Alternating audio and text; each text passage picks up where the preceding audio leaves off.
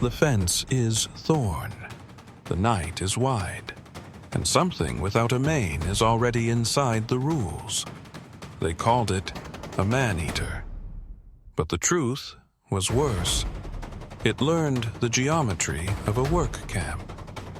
In 1898, 2 lions turned Tsavo into a feeding loop, and the British Empire stalled on a riverbank. Men slept behind thorns, thinking thorns were walls.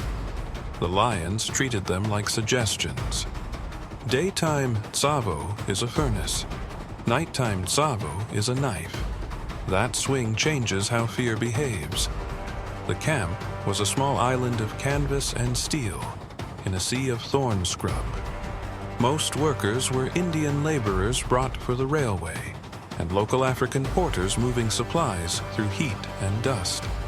British officers counted bolts and bodies with the same calm until the night stopped negotiating. Tsavo lions often lack heavy manes. It makes the body look cleaner, faster, wrong. No mane means less heat trap in this country. The night hunter keeps more stamina for the last meters. A lion doesn't need to fight the fence. It needs one gap, one weak corner, one tired guard. Thorns stop cattle. They don't stop 400 pounds of muscle that can climb, push, and commit. A kerosene lantern hits the sand. The flame flares once, then crawls low, like it's afraid. Beyond the thorns, something drags weight through darkness, and the camp pretends not to hear. Men started sleeping in shifts, eyes burning, rifles ready, because closing your eyes was a decision. The boma becomes a ritual. Rebuild, tighten, pray, and still listen for breathing you can't place. A lion tests defenses the way water tests a dam, quietly, repeatedly, until one failure matters.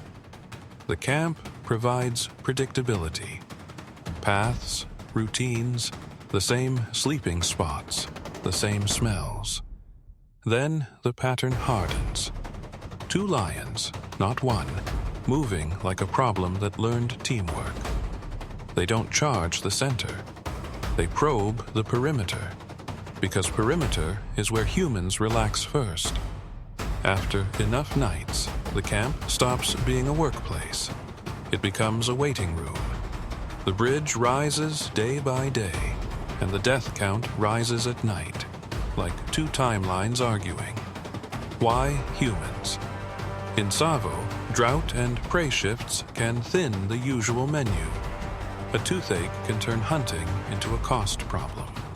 Soft targets become the cheapest calories, and the rail line crossed a region haunted by death already. Caravans, conflict, bodies left behind. This isn't rage, it's scheduling. Approach in darkness, strike fast, disappear into thorn. The fence creates a false border. Predators treat borders as guides, not barriers. A lantern glow catches only one thing: paws in sand, and a drag line vanishing beyond thorns. Someone runs toward the fence and stops, because the fence is now the trap. The sound is not screaming. It's thorn branches snapping, and breathing you can hear through dust. A lion with no mane slips through like a blade. The camp learns the difference between shelter and cover. Shots crack in the distance. The darkness doesn't move back. It just moves sideways. The response becomes a hunt, but not a victory march. It's exhaustion armed with rifles. Baits are set. Fires are fed. And silence is used like equipment. Waiting is the most dangerous part because the brain invents footsteps that aren't there. When something finally moves, it's never where the eyes were fixed. The lions aren't supernatural. They're optimized for short-distance violence under low light. And humans are predictable.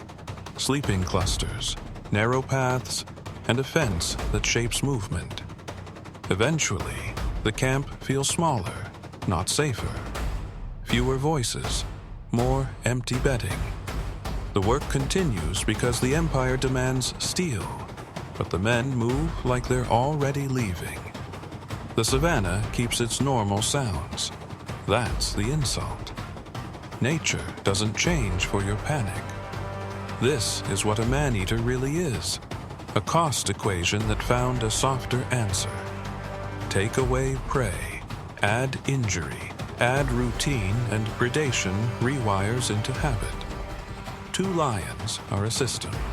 One distracts, one commits. That's not myth. That's social hunting.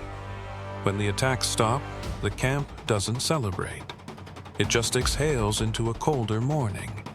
Steel still cuts the horizon. The thorn still casts shadows. The land keeps the method. If you want comfort, look away. If you want the mechanism, look closer at what the night learned. Next case file. Name the animal that learned a new angle, and we'll put it under cold light.